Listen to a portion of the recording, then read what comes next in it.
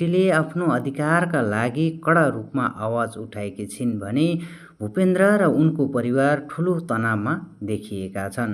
पहिलेकी सोझी र साह्रै दुःखमा डुबिरहेकी भुन्टी अहिले आत्मविश्वासी र बलियो देखिन थालेकी छिन्। मितिनीले पनि भुन्टीलाई आज अरूको अन्याय सहाएर नबस्न आफ्नो अधिकारका लागि लड्न र आत्मनिर्भर बन्न प्रेरणा दिएकी हुन्छन्। त्यसपछि भुन्टी र सुकुमाया वकिललाई भेट्न वकिल कार्यालय पुग्छिन्।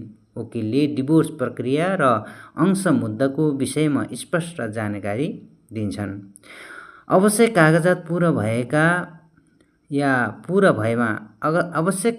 पूरा भएमा भुन्टीले आफ्नो कानुनी अधिकार पाउने सम्भावना रहेको सङ्केत पनि दिन्छ।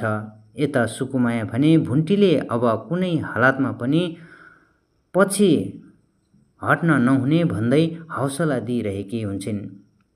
उता भूपेन्द्रको घरमा भने ठूलो हलचल मच्चिएको छ। भुन्टीले अंश मुद्दा हालेको खबर पाएपछि बालकुमारी आक्रोशित भएकी छिन्। उनी कुनै पनि हालतमा भुन्टीलाई सम्पत्ति दिन नहुने अडान लिइरहेकी छिन्। तर भूपेन्द्रका बुवाले भने भुन्टीले पाउनुपर्ने अधिकार दिनुपर्छ भन्दै परिवारलाई सम्झाउने प्रयास गर्छन्। यसले परिवारभित्र नै मतभेद र तनाव बढाएको देखिन्छ। अर्कोतर्फ जेरी भने भूपेन्द्रसँग चाँडै विवाह गर्न चाहन्छन्, तर डिभोर्स प्रक्रिया नसकिएकाले अहिले विवाह सम्भव नभएको कुरा उनलाई भूपेन्द्रले सम्झाइरहेका छन्। यद्यपि जेरी भूपेन्द्रलाई साथ दिने र उसको जीवनभर सहयोग गर्ने वाचा गरिरहेकी देखिन्छ। एपिसोडको अर्को महत्त्वपूर्ण दृश्य भनेको भद्रले भुन्टीप्रतिको आफ्नो भावना खुलाउँछन्। उनले एक समयमा भुन्टीको हात माग्न गएको तर परिस्थितिले भुन्टीलाई टाढा बनाएको कुरा बताउँछन्। अहिले पनि उनी भुन्टीको सुख यात्रा चाहन्छन्। यो दृश्यले धेरै दर्शक महानुभावहरूको मन छोएको देखिन्छ। अब आउँछ आजको भागको सबैभन्दा दमदार र रोमाञ्चक मोड। भुन्टी अचानक भूपेन्द्र र जेरीको अगाडि पुग्छिन्।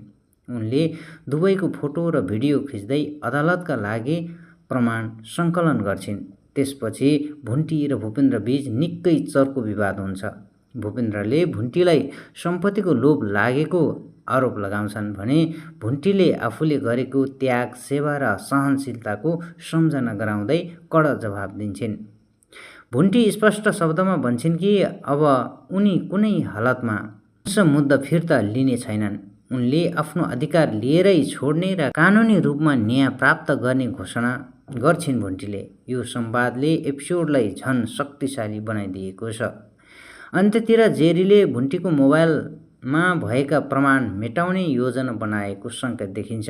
अब अर्को भागमा ती प्रमाण सुरक्षित रहन्छन् कि रहँदैनन्, भुन्टीले आफ्नो मुद्दा जित्छिन् कि नयाँ समस्या आउँछ, त्यो हेर्न निकै रोचक हुने देखिएको छ।